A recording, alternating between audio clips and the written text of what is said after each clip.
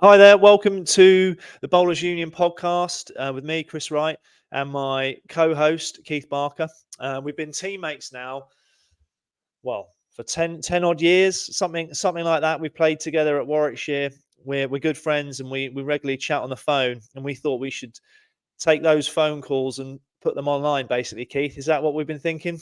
That is, mate. Yeah, we've spoken so many times after days plays, mid-season, how we're getting on, what we're doing in the winter, and think it's good to kind of give our views and insights on what we feel could be helpful to others.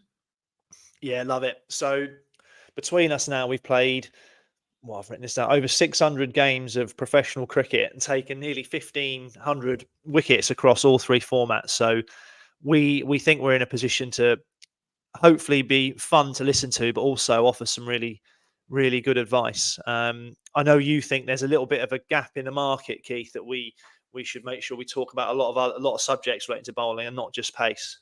Yeah, as we've seen online, there is a lot of tutorials, a lot of episodes and conversations about pace and stuff you can do in that area, which I think there definitely is. But I think people miss out on the art of bowling, skill level, bowling IQ, and even just relationships between players and more of an understanding of even umpires, which can maybe help you out down the line. I think there's so much to give that hoping we can get some people on board and get a good listening.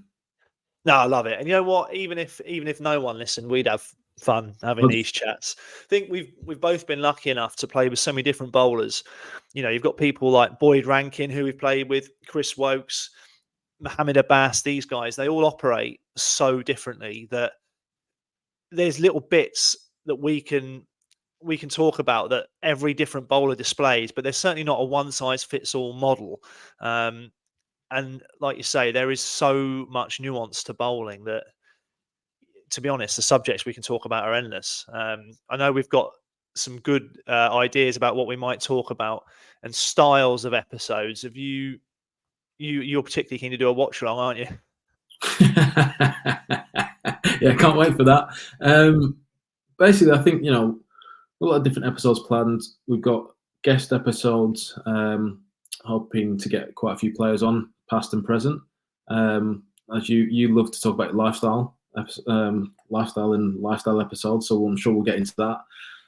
Bowling insights. So, like I've just said, we've got action types, position of the crease, bowling technique, skill sets, and I said before, bowling IQ. So I think there's a lot we can go into on that. And then your favourite stuff, news and reviews.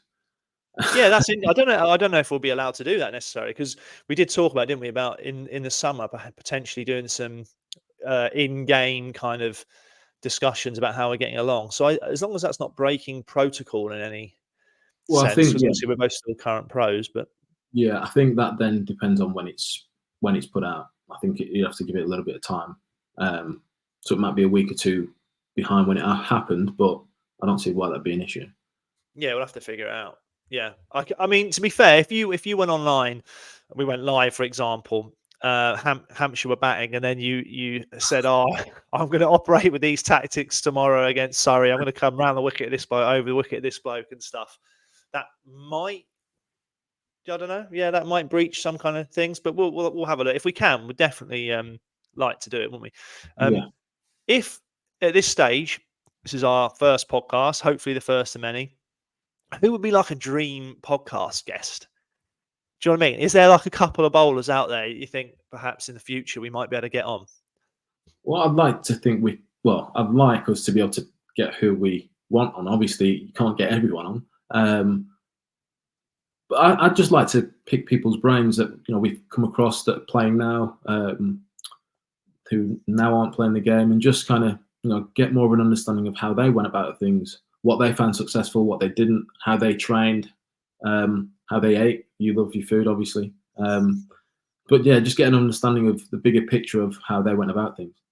Yeah, fair play. Obviously I've asked you that question. I'd quite like a Pat Cummins. If we, I figure the podcast will be doing pretty well if we get a Pat Cummins on. It'll be buzzing. It'll be buzzing to get on here. Well, Well, you never know, mate. To be fair, I mean that would be I say the dream, but that would certainly be a good one.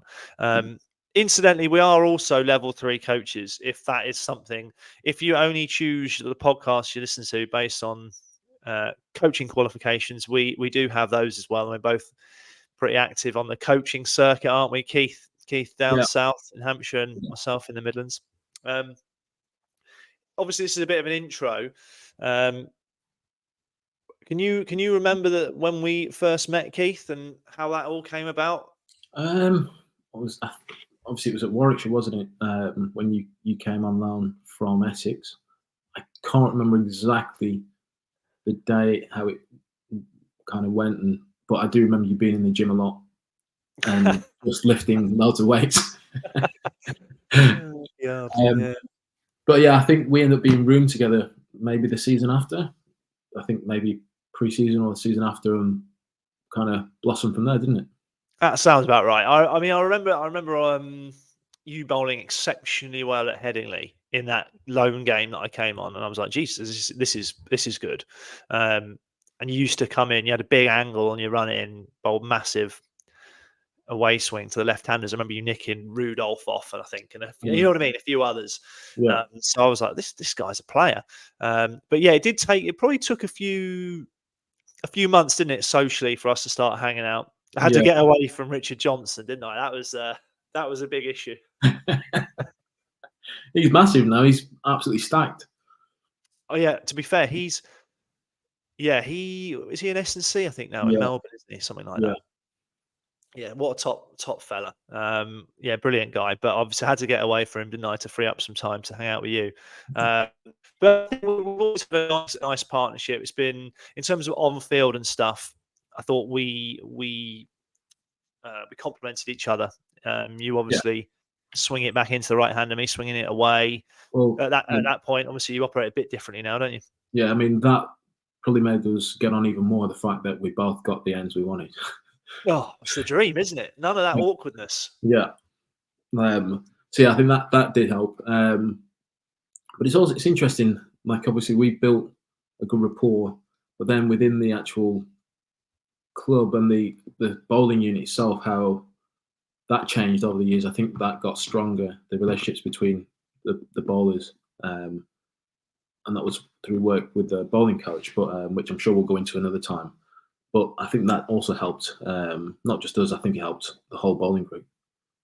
Yeah, it was certainly a nice unit and a fun unit to be part of. And the bowling coach we're talking about is Graham Welch, who, he's a superb coach. So if anyone gets a chance to operate and work with him, they should definitely take it. But that was a good unit, and like we talked about, guys who were in that team with us. You had Boyd Rankin, Chris Wokes, Ricky Clark, Ollie Hannon-Dalby, guys like Richard Jones.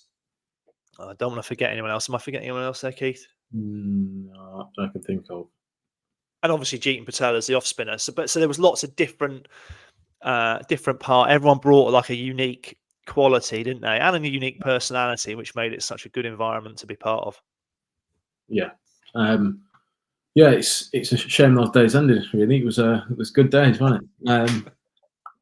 We had our own little spots we'd go to for a coffee, before like a bowlers meeting, go for what was it, Quarter Horse, was it? Yeah, that's shut down now. Was it? If the Quarter Horse you're talking about, on Bristol Road in Birmingham, that's shut down. I think the rent got too large on it because it's been developed into houses or something. Okay. But I think they operate out the Jewellery Quarter now, something like that. Right. But yeah, we had our own little spots we'd go to for food or a catch up. Did we include Ollie Stone in that, by the way? Forgot Stoney, who's a very there you go, a very recent, or one of the later additions to that. What a bowler Stoney is. It's nice to see him back fully fit again. He's going to be playing the South African T20 comp, isn't he, coming up now? Yes, he is. Yeah.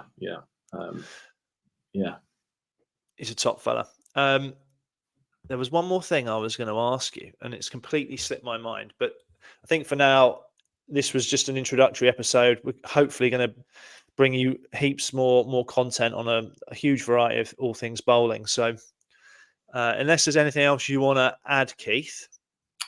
then I reckon we're done, aren't we? No, done. See you guys next episode, hopefully. Top class. Take it easy, everyone. See you.